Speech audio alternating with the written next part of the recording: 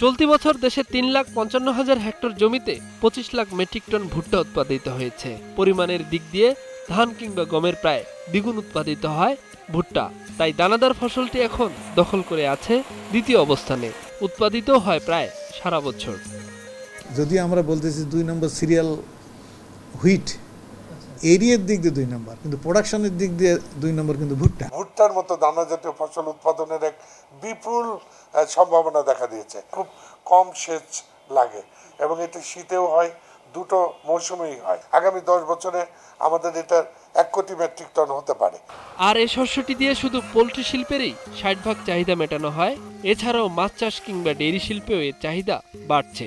Starch turned into protein. স্টার্চে যদি আমাদের প্রোটিনে পরিণত করতে হয়, মেজ ইজ দ্য অ্যান্সার। ভুট্টার খাপ খাওয়ানোর ক্ষমতা, ফলন দেওয়ার ক্ষমতা, সব দিক দিয়ে কিন্তু ভুট্টা একটা আমাদের জন্য আদর্শ ফসল। এই অবস্থায় উৎপাদন বাড়াতে এরই মধ্যে ভুট্টার 13টি জাত উদ্ভাবন করে বৈপ্লবিক সাফল্য পেয়েছে কৃষি গবেষণা প্রতিষ্ঠান বারি। একই সঙ্গে কাজ চলছে সরাসরি মানুষের খাবার উপযোগী সাদা ভুট্টার জাত উদ্ভাবনের। কৃষি গবেষণার থেকে আমরা সম্প্রতি 2টি সাদা ভুট্টা উৎপাদন করেছি, যেগুলো মানুষের খাবার হিসাবে উপযোগী।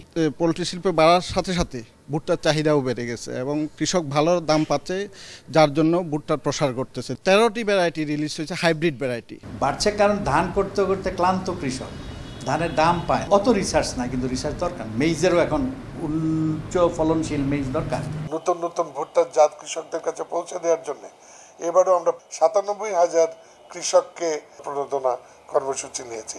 মানুষের খাদ্য তালিকায় দ্রুত স্থান করে নেওয়া শস্য ভুট্টা দেশের খাদ্য নিরাপত্তাকে সংহত করবে বলে মনে করেন কৃষিবিদ ও গবেষকরা। মোহাম্মদুর নবী, 21 টেলিভিশন, গাজীপুর।